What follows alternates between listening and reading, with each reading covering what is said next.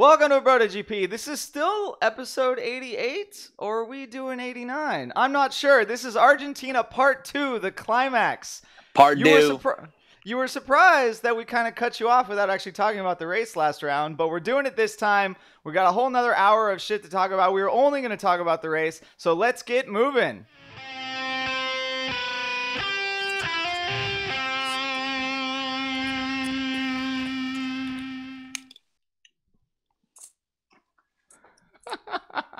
Sup, fuck boys? What's happening? I don't know if you assholes heard that last podcast that Rob just referenced, but that was some bitch ass shit. Marquez got a pen. Fuck that. Fuck everyone that's bitching and complaining about it. Fuck regular Kev. Where'd regular Kev go? I'm not saying his head's in this box, but if y'all saw the movie 7, what they didn't cover was what's the 8th deadly sin? Being a bitch. So fucking regular Kev is gone. Alternate Kev take over. If you want to fucking hear some shit about how Marquez was riding wrong, about how Rossi was right, you in the wrong fucking place, dog. Because I'm here to tell you right now, there's Marquez and there's everybody else. It's his track. They're just fucking riding on it. They should have blue flagged everyone on that goddamn thing. Fuck yellow flags. Fuck yellow flags. Fuck black flags, fuck all that blue flag for every single person in the goddamn grid because that's Marquez's fucking world. We just living in it. That's Rob. I'm alternate Kev. Fuck Ev talking about his wife not knowing about racing. Fuck regular Kev talking about how fucking Marquez is riding over his head. We're here to tell it like it is. And like it is the most naturally talented rider that ever fucking put a wheel on the grid, told everyone to get the fuck out of his way.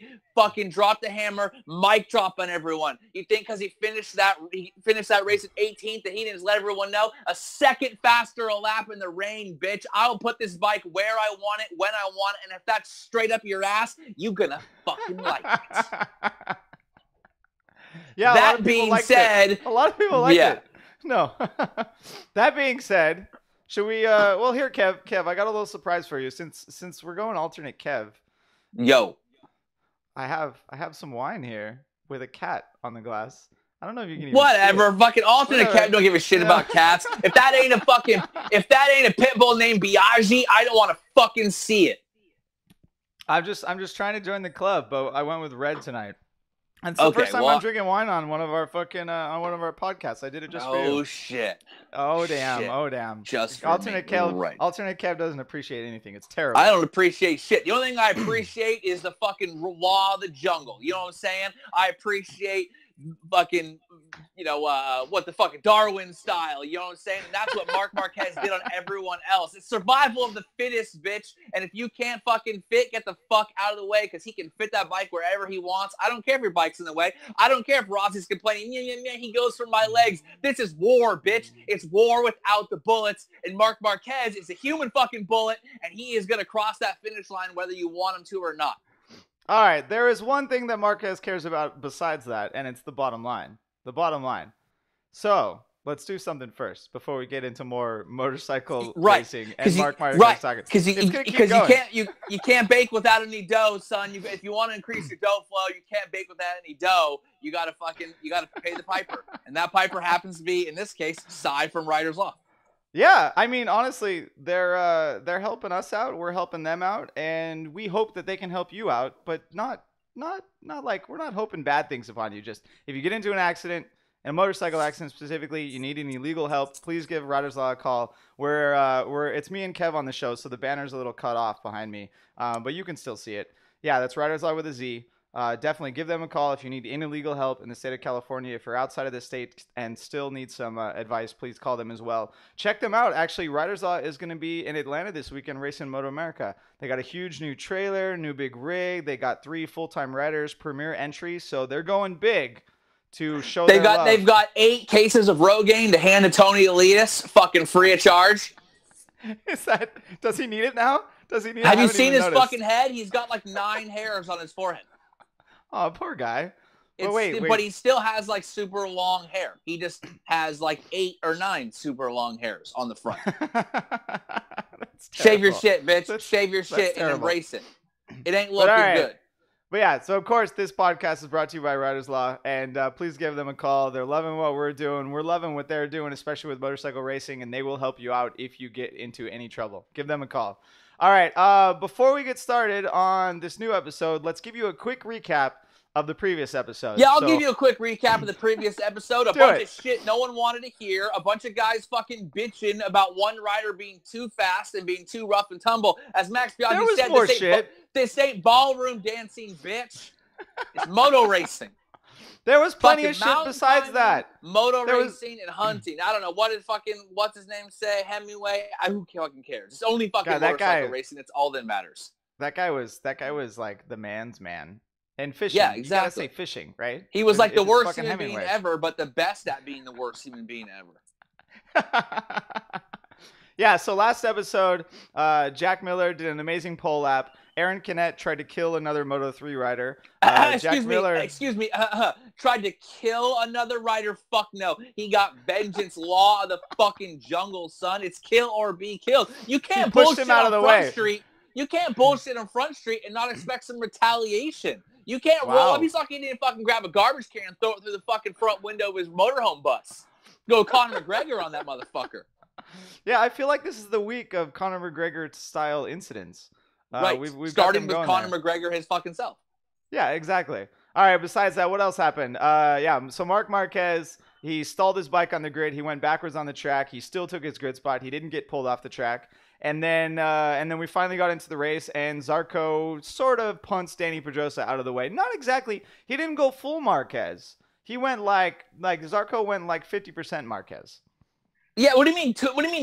Stayed on the grid? He fucking stamped his claim on that grid. They looked at him straight in the face and said, "Get out." He's just like, "No, this is my fucking slot. This is my fucking asphalt. I run this show. The fucking big dog runs this yard." I'm surprised. I thought I might just slip that one by right there, but it didn't happen. No, you think you're going to slip shit by alternate cab. You got another thing coming. Damn. All right, so let's jump right into it then. So we already talked about the first lap. Danny Pedrosa got kind of sort of taken out. He mostly crashed on the wet. He ended up hurting himself. He's having surgery now. We hope he's okay in the long run. 4 or 5 laps later, That fucking leprechaun got what he deserved. That leprechaun got what was coming to him. That's your boy's teammate. What are you doing? Fighting teammate's the first fucking guy you got to be. He's not his teammate. That's his fucking Danny Pedrosa basically got getting cuckolded at fucking Repsol by Marc Marquez. He was the fucking golden boy at Repsol, brought up. They stole him from Movie Star, put him on all that. And Marc Marquez straight took Repsol and fucked it in the butt right in front of him. And he liked it too. Fucking liked it. Yeah, but so doesn't that make him the best teammate, right? Because what does he do now? He steals points off of the other riders. He generally never beats Marquez. And I don't know. That's bro. That's the fucking dude that goes out and finds your fucking groupies to nail backstage is not your teammate. He's your fucking employee, son. If you're fucking Vince Neil and you're sending out dudes in the 80s in your Motley Crue and you're looking for like 9 skanks to bang in the fucking back of the bus, that dude ain't your homie. That dude's fucking picking up your scraps. That guy's fucking that dude's going hogging with her friends in the back while you get the fucking A material. Oh, poor Danny Pedrosa. He's going to block us on Twitter too. Oh, man. All right, so let's what else? He can join Cal with the butthurt ass fucking loser HRC contracted riders. No one gives a fuck about Danny Pedrosa. There's like 8 more people give a fuck about Danny than give a fuck about Cal. There's only one rider on the grid that fucking matters, and that's Marc Marquez. And anyone else that likes other riders only likes them in relation to Marc Marquez. You like Valentino Rossi because you don't like Marc Marquez. You like Jorge Lorenzo because you like guys that look like they're smelling farts 24/7. They're smelling Marquez's farts, and they fucking like it. It's not like a cycling race where they're right there on their ass all the time. At least they smell the exhaust instead. Yeah, but no, exactly. We're getting off topic. We haven't even made it to fucking lap 5 or 6. Well, first yeah, penalty. Neither did Danny Pedrosa. Oh, first penalty. So Marc Marquez receives his first penalty of the race. If you don't know, he ends up getting 3 total. But penalty number 1, it was not for any contact. It was for riding backwards on the track. He receives a ride-through penalty and comes through. And pretty much the second he did that, everyone was still saying, "Oh, dude, this guy, he's still got a top 5." Right, that guy could fucking still win that race, but he top 5, no problem. You see his speed, top 5 in the bag. The one fucking correct thing those idiot commentators said the entire race was he's going to get a top 5. And you're goddamn right he is. You can't hold my bro down. You can send him through on a ride-through penalty. You can sabotage his bike on the grid. Maverick Vinales' hand jumped up a little too fucking soon. He knew that Marc Marquez stalled that bike before Marc Marquez did. That was some Illuminati some deep state bullshit. The FBI and was fucking sending him. They fucked with his bike. They stalled it. They tried to hold a bro down. But you can't do it. Fucking winning. Actually, dog. that's one thing we didn't really hear about. Don't like team members usually get held up at gunpoint or something when they go to Argentina? Right, banditos. Yeah. Right, because we saw what really happened. They tried to sabotage my homie. They tried to sabotage him. Yeah, that's what I'm saying. The banditos got to his bike because they're all rooting for Rossi. Right. Like a bunch of fucking stuck in the past losers. Move on, man. Because the only thing that's for sure is that nothing's for sure. All right, Kev. So what everyone really wants to know, though, is why was Marquez not black flagged for not taking his spot on the grid, or for not losing his spot, because he's the goddamn reigning champion. You know why? Because he's the best rider on the grid, on the best team on the grid, spending the most fucking money on the grid. They're the reason the series still fucking exists. Rules are for the fucking plebes. Yeah, for anyone that's not, if you have to obey Marquez rules, that Rossi. means you know you're not in charge. So what? You think if Marquez threw his hands up because he saw that Maverick's bike stalled, do you think Maverick would have been black flagged? Right off the grid. Get that idiot off the grid. Get that 8-head having Widow's Peak like Eddie fucking Munster having dude off the fucking grid. Oh, you can't insult the hair, man. That's Have you seen his fucking hairline? He has the opposite problem of Tony Elias. His hairline connects to the top of his fucking nose. He has one eyebrow and it starts here and ends the back of his fucking neck. Oh, man. Oh, yeah, I mean, honestly, I think we covered this in the last podcast too. There's no specific penalty for delaying the start of the race by bump starting your bike. There is, however, more specific and more stringent penalties for riding backwards. Like, people have gotten sent to the back of the pack for riding backwards in pit lane. Doing it on the track is a much bigger deal. Once you're able to invoke fucking safety, Dorna can do whatever the hell they want. So they saw this issue. They knew they needed to do something so they wouldn't get backlash from. Well, they still got backlash from pretty much everyone, but so they wouldn't get as much backlash. So they gave Marquez a ride-through penalty. It cost him about 30 seconds. So maybe a little bit less than that. But I don't know. I mean, should we keep talking about this one, or you want to move on?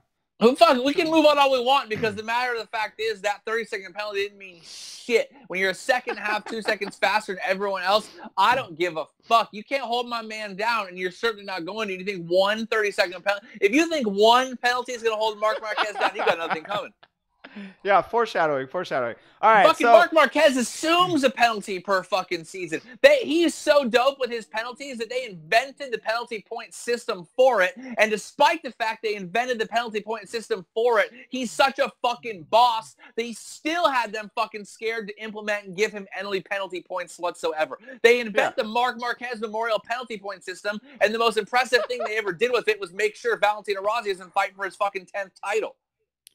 Yeah, that's a conspiracy in and of itself. Where the fuck is Everett?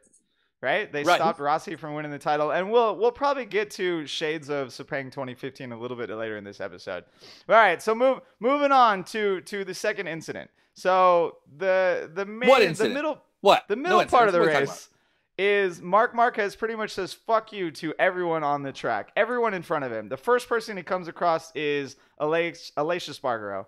Pushes him out of the way into one of the tight right-handers because apparently he owned that spot on track, and is promptly given a penalty. Let me ask you something, Rob. If you're a fucking dope rapper with your VIP entering the club and the idiot with his fat girlfriend is waiting in the line in the beginning trying to get in and they won't let him in and you accidentally bump him on your way into the club, did you bump into him or was he just in your fucking way? He was in the space. Two fucking pieces of mass cannot occupy the same space. And unfortunately, someone's got to go. And in this case, it's the also-ran loser who can't get into the club, because he ain't on the fucking list.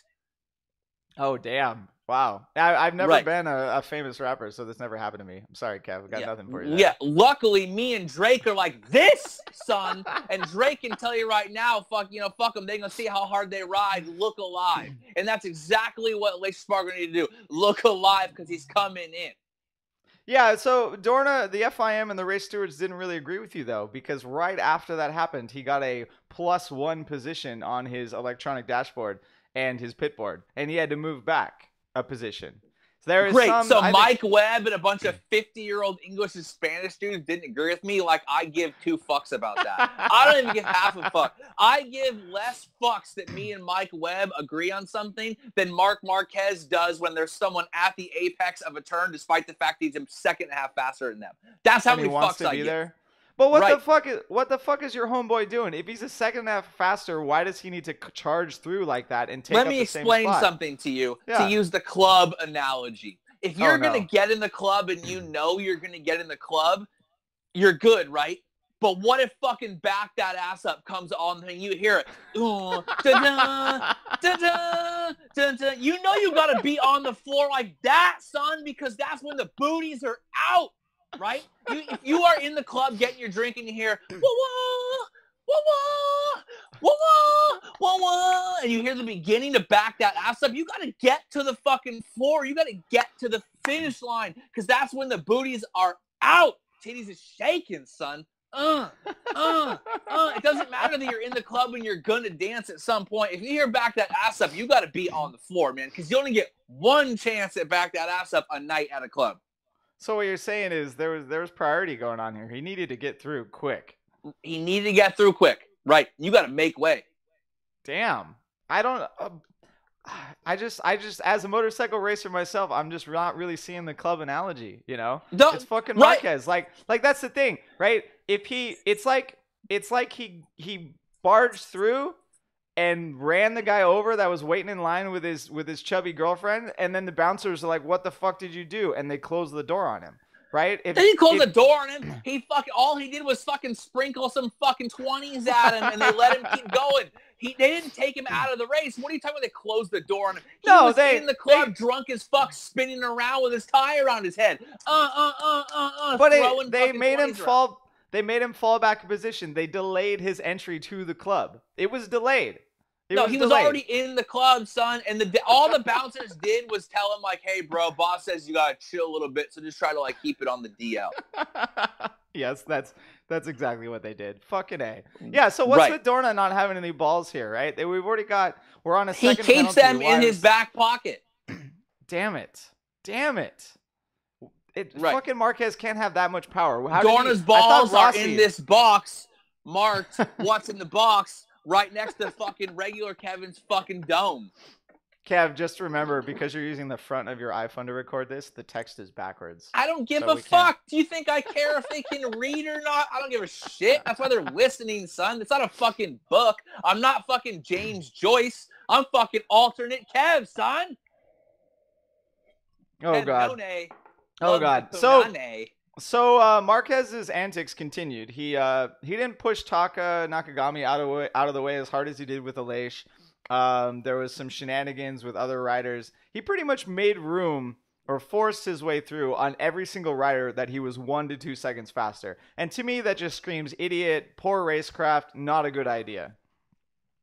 I mean, what if he had crashed? What if he had hit someone and they both went down? What if he had wheels? He'd be a wagon. None of that fucking happened because he's a boss and he knows the line. I love it. It's true. You're it's the problem, Rob. You're operating under the old rules of assumption. If I had told you, Mr. I Race Motorcycles, 5 years ago that I knew a guy that could turn the bike with the rear wheel in the air and actually your rear wheel touching doesn't matter, you'd have been like, yeah, what? You know what I mean? Like, let's be real. This guy reinvented the style of riding and the rules of riding. He blazed new trails and everyone left in his wake. That's their problem, not his. It doesn't none of that shit matters. Damn, none of that matters. Kev, move a little to your right for the YouTube video there. What? Fuck you. Yeah, your actual right. Just a little bit. Bit. There you go. Now we can see both up? sides of your face. Damn. Yeah. All right, so penalty number 2, since we're pretty much rounding out this one. Penalty number 2, he gets a single position back. It may have been because of a yellow flag. Someone thought that was the case. I don't think so. I think it was for pushing Aleix out of the way. Then Marquez starts getting into slightly faster riders, and he makes it all the way up to Valentino Rossi. Do you want to take this narration there for me, Kev? Do you want to tell me what went down? Basically, Rossi saw that Marquez was coming, so rode a ton slower, was parking it in corners left and right, trying to slow him down, get in his way, realized that he was way faster, and while Valentino was way slower, and did everything he could to ride recklessly and dangerously, parking it in the middle of apexes, leaving our fucking hero no choice but to retaliate with the full of his might and bump him on the track for the sake and the safety of all the other riders on the grid. Marquez is a goddamn hero. He deserves the Congressional Medal of Honor. We should be referring to him as Sir Marquez from now on for single-handedly saving the entire grid from the clutches of the dangerous riding of one Valentino Rossi. Oh my God. You're insane. We're not talking about Sepang 2015. Where the hell did you get this shit? Where did I get it? I saw it live on TV. What are you talking about? Actually, I didn't see it live. I watched it later. But, I saw it on TV. Dude, Marquez was still 2 seconds faster when he was coming up to Rossi. He could have passed him easily down the straightaway, easily into just a normal braking zone. Instead, he chose one of the tight right-handers and fucking bumped and the last right-hander, right, 13, because and bumped him out of the way. Marquez knew that he could have escaped the dangerous clutches of this insane, lunatic, raving, dementia-filled 80-year-old man. And Marquez decided that he would risk life and limb and body to save the rest of the riders from the clutches of this dementia-filled Alzheimer's patient, one Valentino Rossi. He knew that he could have got past him safely, but he ran back into the burning building. I'm not saying Marquez is equivalent to a 9/11 first responder, but it's close. You shouldn't say that. Definitely not. We have too many fans in the United States. No, I mean, was there shades of payback for Sepang 2015? Because you're talking about Rossi slowing down. Was it all right? This time when I hit Rossi, I'm gonna make sure that he goes down instead of me going down. Haven't you fucking seen Justin Timberlake? What goes around comes around. What goes around comes around, son.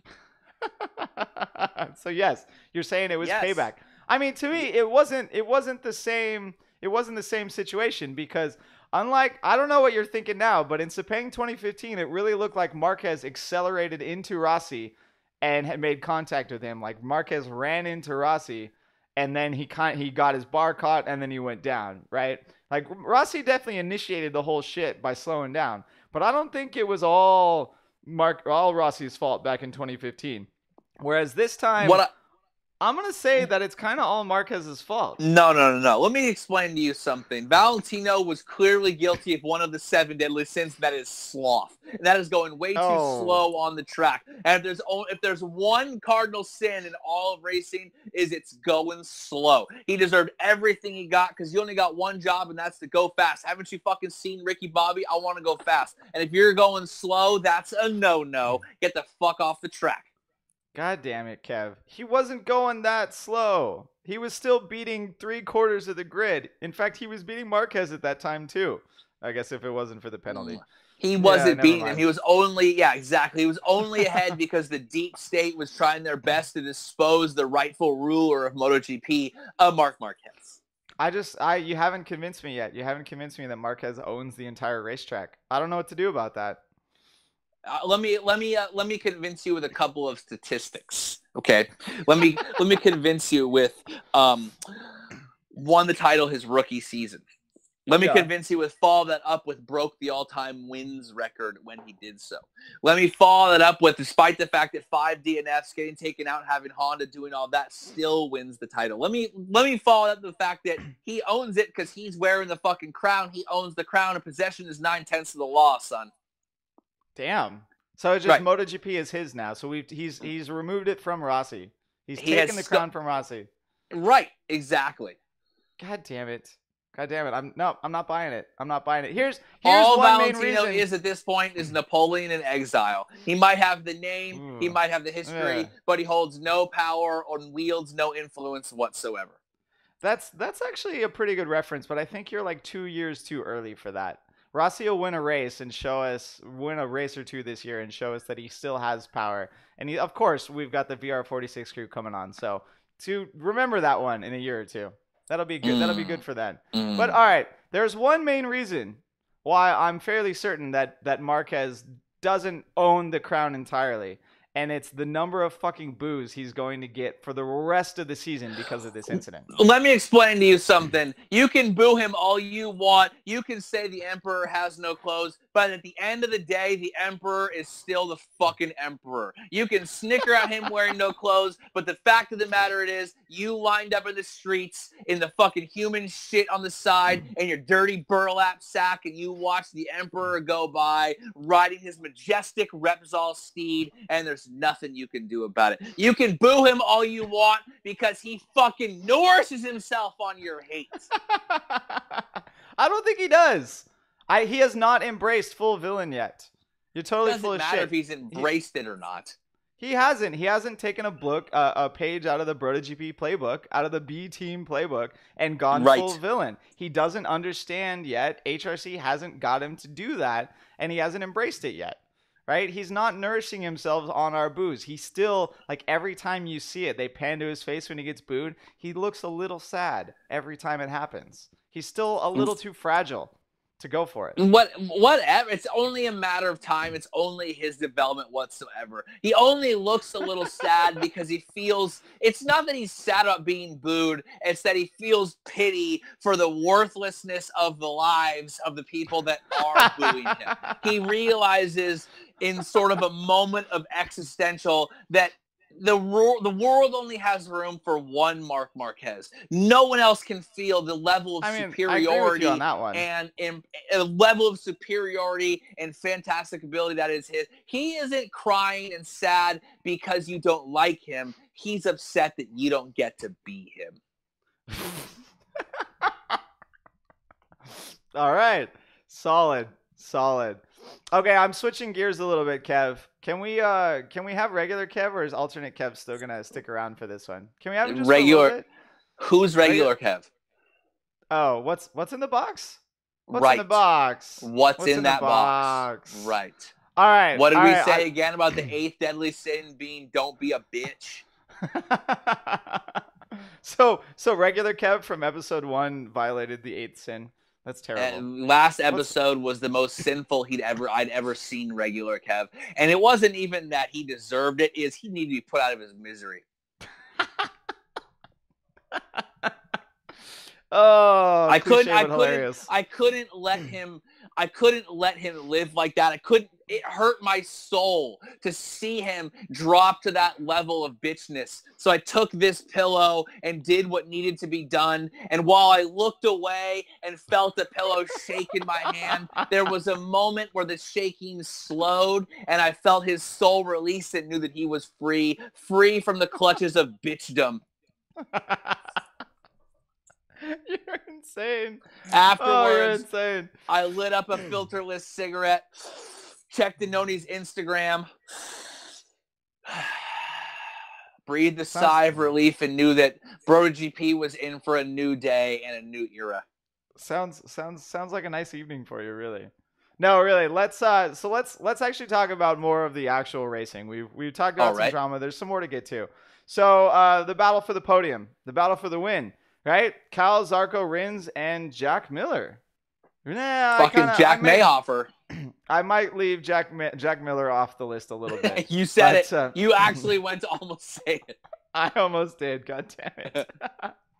Oh, man. All right. So So with like 5 laps to go, Jack Miller had already kind of fallen off. He was trying to come back as the other three were battling out, but wasn't that successful. And with 4 to go, it was Cal, Zarco, and Rins up front. Who were you rooting for? Who was alternate Kev rooting for? I can say that alternate Kev and regular Kev were both simultaneously rooting for a Mr. Rins. And here's why. Damn it. Our only agreement for the entire episode. Our only agreement for the entire episode. Because Rins was when back in the day when Suzuki like pre-contract hired Zarco and then got rid of him during that Moto2 year where him, Lowe's, and Rins were all fighting. I was the one that said Rins was actually the guy. He had more potential upside, and you kind of knew what you were getting with Zarco. And we spent a whole year kind of seeing, oh shit, maybe I was wrong. Might be the first time I was ever wrong. Well, one time I was wrong, but turns out I was mistaken about that. But there you go. Right, but we saw Rins all last year where he was hurt. He had a bad back. It was a lot of stuff. This year, this race, we saw the Rins that I expected to see in the second half of last year. And so I was kind of rooting for him to get that win as sort of like, I don't want to say I told you so, but it would have been a dope I told you so if he ended up getting a win before Zarco. Just a delayed I told you so. It just took a whole extra year. Correct. Yeah, I mean, Rins had that back injury that he sustained in his rookie winter testing winter. And yeah, it took him 3/4 of the season last year to kind of get over it. And then the Suzuki development came on strong. And to your point, in the offseason, this recent offseason, Suzuki now has concessions, so they're able to do more development. They can make their winglets. They can produce new engines if they want to. They probably haven't done that yet, but just having that is probably giving them a slight boost and an edge up on what they were dealing with last year. Well, what my man did do, speaking of concessions, was give them 1 point towards losing their concessions. That is true. 3rd place gets you 1 concession point. Boom. Not only is alternate Kev tell it like it is, alternate Kev knows and is on the spot about rules faster than Rob. Why is Rob even on this podcast? God damn, that's a good question. Someone's got to keep you in line. We got the signals and the safe words to make sure you don't get too far out of line. They'll come in. Right. It'll happen later. We still got more to talk about when we're talking about Marquez. Yes. Yeah, so Cal, Zarco, and Rins, they were all on different tires. Well, at least Zarco had a soft front tire, and you could actually see that in the last 2 laps. It really seemed like he was unable to challenge Cal on the brakes, and just didn't have anything for him in the last 2 laps to make a solid pass. Cal put it down afterwards, and you could see Zarco had no response. When Cal turned it up to 11 in those last sectors, you could see Zarco just didn't have a response to it. And that's been Zarco's problem. He can podium on that soft tire, but the question, we're all wondering if he can get wins and stuff, is in the end, can he stretch that soft front all the way to battle for a win? That's kind of, because Cal broke him. Quick too. Oh, yeah. Cal turned it up, and I got to hand it to Cal. We talked a lot of shit about Cal today. The fucking asshole has us blocked on Twitter and blocked on Instagram. Probably has us blocked on Facebook too. Although everyone's trying to add him to our Facebook group, which is funny. Are you serious? Yeah. So, but the reality is, dude, when he absolutely capitalized on, there's no way he would have won if Marc Marquez was in that race from the get-go, but the fact is that when Marc Marquez wasn't, he capitalized on everyone else's mistakes and clearly and concisely won that race. That was as clean of a win as any of his previous wins he has in MotoGP. It was a hell of a ride. Well, and what you were saying about Zarco with him not being able to stretch the tires, Zarco did exactly what he did in Qatar. He rode out, he spent time out front, he pushed really hard to make sure that Cal stayed behind him, and he burned up both of his tires, right? Whereas Cal told us after the race, and you could see it when they were racing, that he just was sitting there kind of hanging out, not trying that hard. And that's what it seems like it takes, at least in these first 2 rounds, to win the race. You have to chill. You have to let the race come to you. You can't push hard because the guy behind you that's chilling is going to have more tire at the end. Right. No one likes it when you just pump really hard and blow your load early. That never is a game plan that works out well. Wait, what's the title of this? What's the title of this episode again? The fucking Climax. Oh man, part 3 All is I'm coming. saying is Don't worry. Zarco's problem is he always runs that soft rubber, gets tons of feel, and blows his load. Sometimes you got to rub the hard, you got to wreck the hard rubber that gives you a little duller feeling, but lets you go the distance.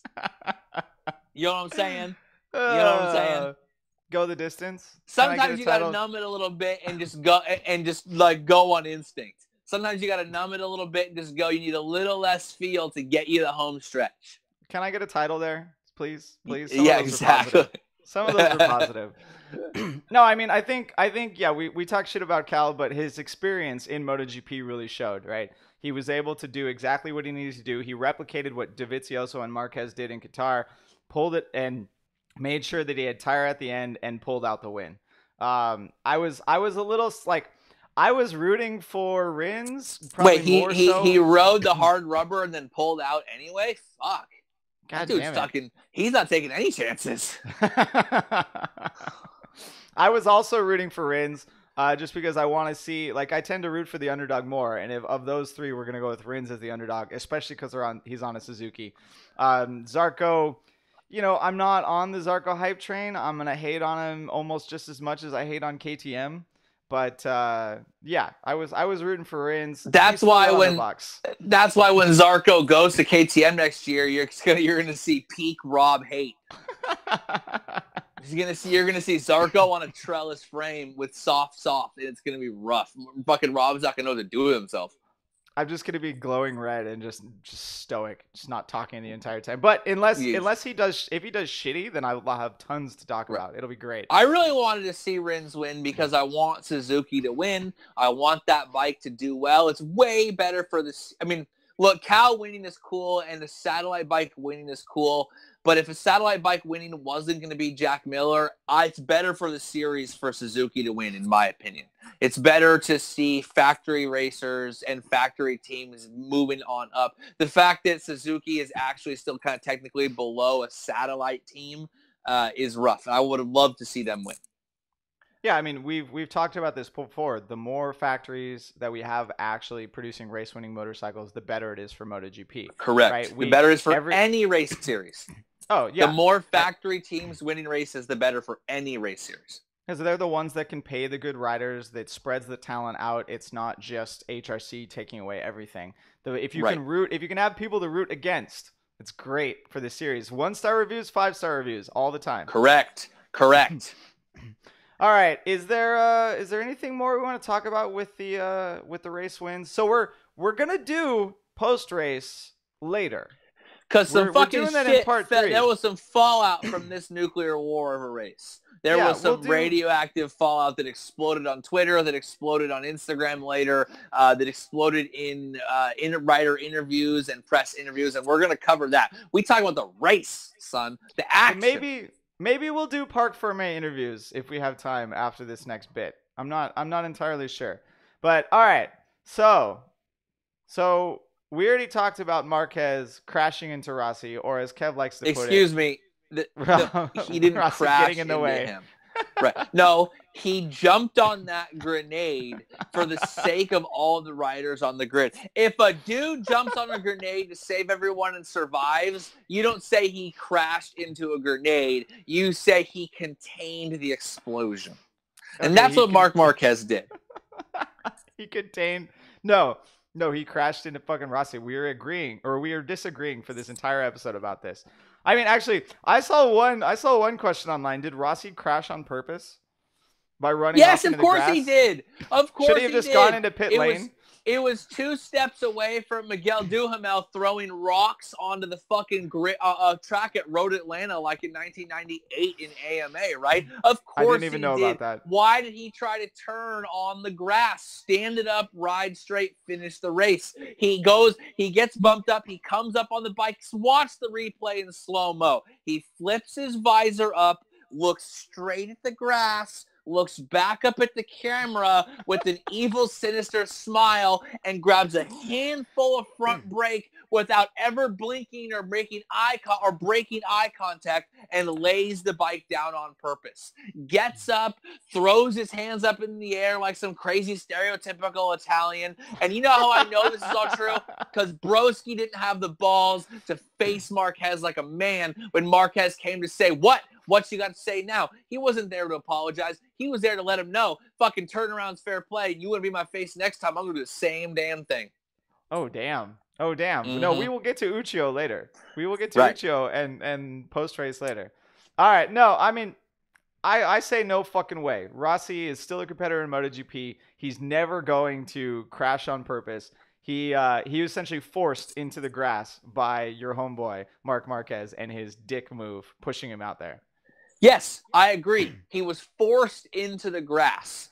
It was Rossi who decided in his Machiavellian evil sense to capitalize on being forced into the grass by trying to turn the fucking front tire and crash on purpose. What did he try to do? He went ahead and laid it down in the slow part, in the nice, soft, wet grass, slid right along. He was perfectly fine. There was no danger. I have to give it to him. He's crazy like a fox, and in true Machiavellian fashion, he tried to seize the moment. He tried to turn the tide in his favor. He tried to turn that around, and he laid it down so that he could, try to curry some favor in the end, because he knows he can't beat him outright, so he's got to beat him in the court of public opinion via sympathy. Wait, so it worked. Are you pissed about that? Yes, I'm fucking pissed about that. Fuck yeah, I'm fucking pissed about that. So after this, Marc Marquez receives a 30-second penalty because the race is expired. In the rulebook, when someone hands out, or when the race stewards hand out a ride-through penalty, and the rider doesn't have enough time to satisfy the ride-through penalty, they give them a time penalty. The time penalty is it's essentially told to all the teams before the weekend starts, like on Thursday. So 30-second penalty to Marc Marquez for pushing Rossi into the grass. For pushing their homeboy, right?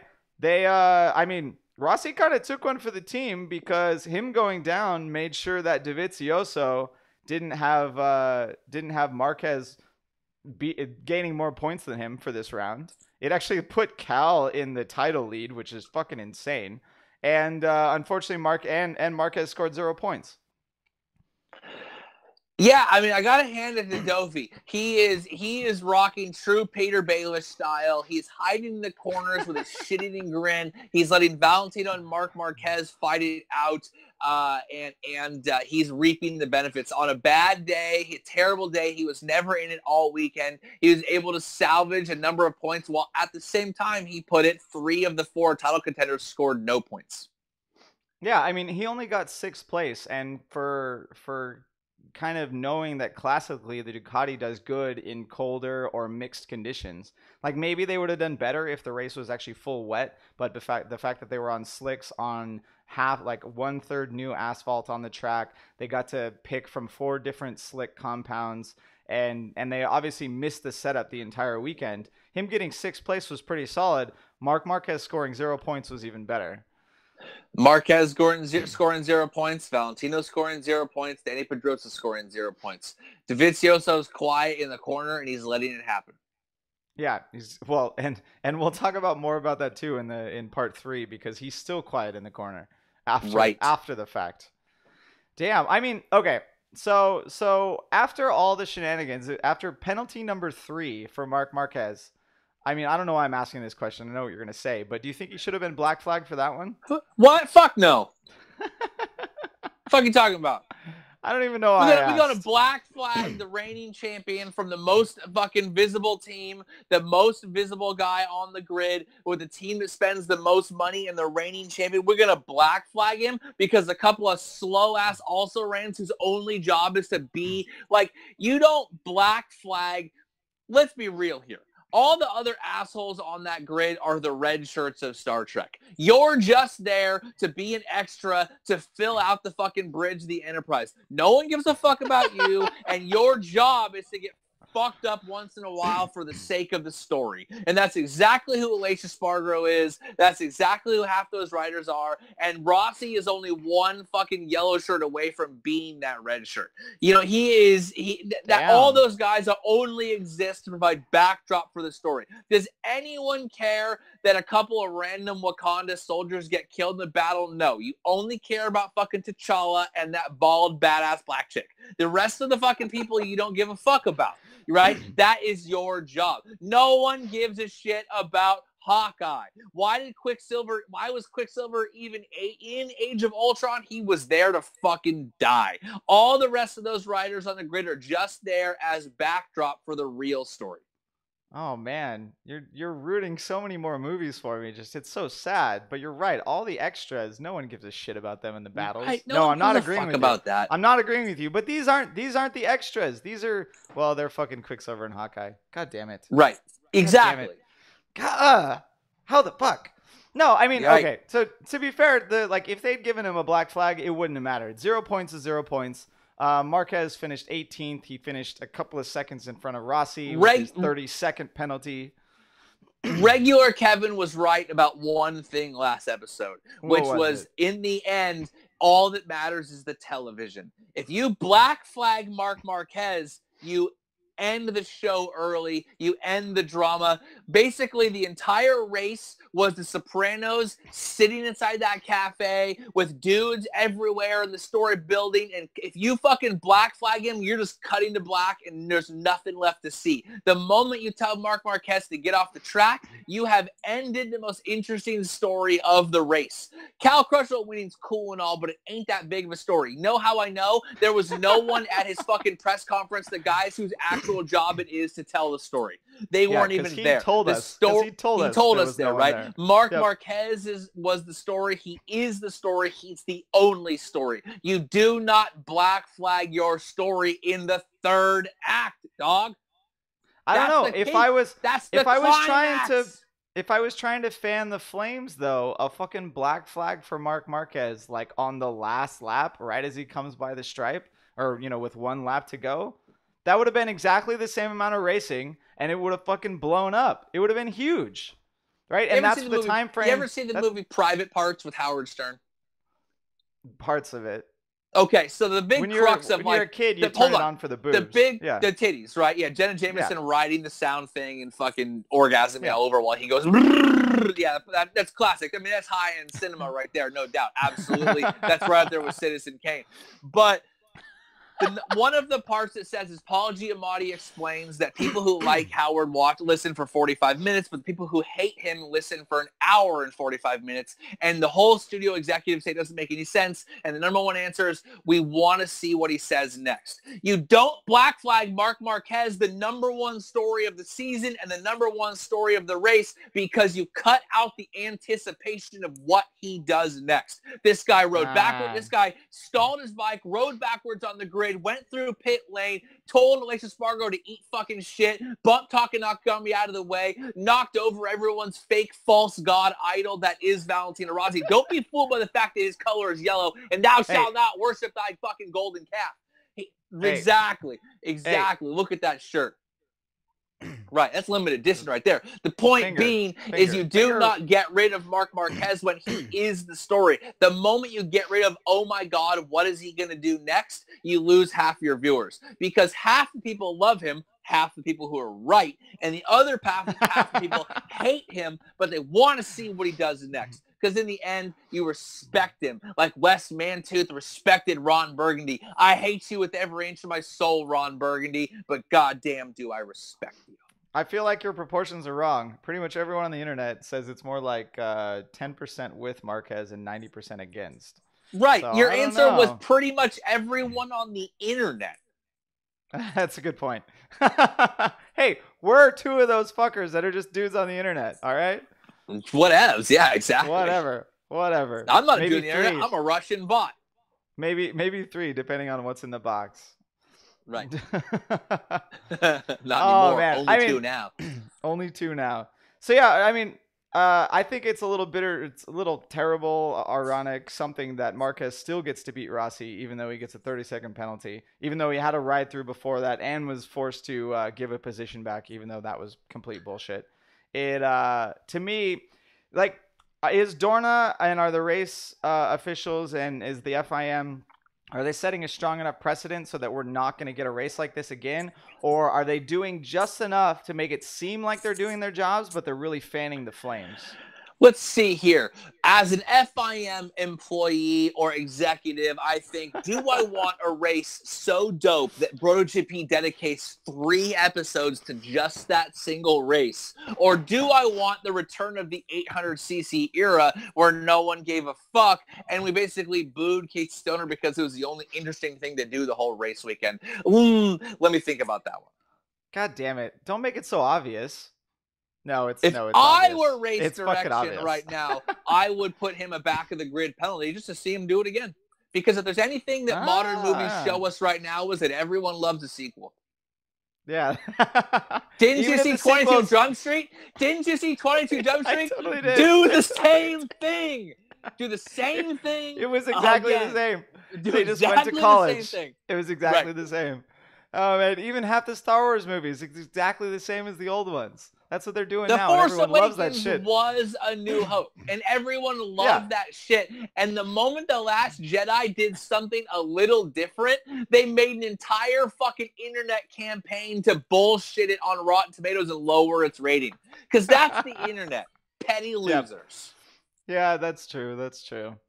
Oh man. No, I mean, actually, you have a very good idea though. But so how does the FIM sneak that one in there? How do we take all this drama, all this bullshit that's going on right now, and get Marquez to start at the back of the grid?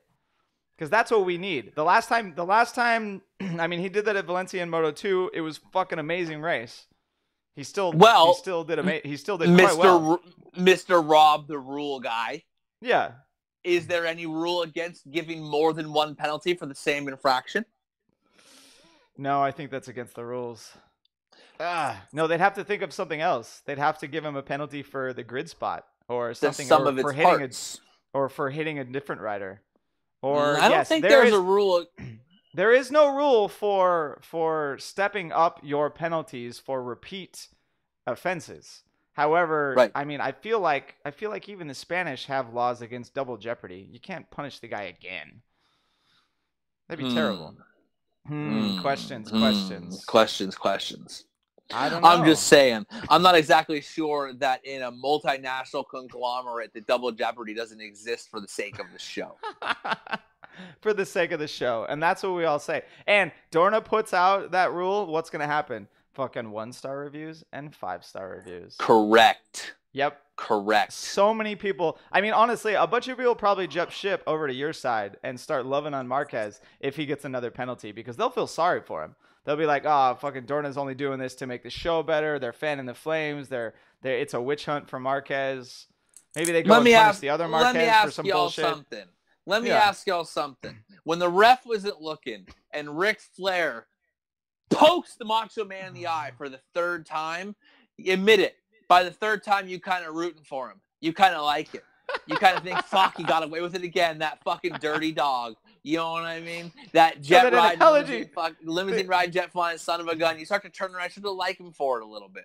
The analogy is so perfect because that's exactly what we're talking about. Everything in motorcycle racing is for the show.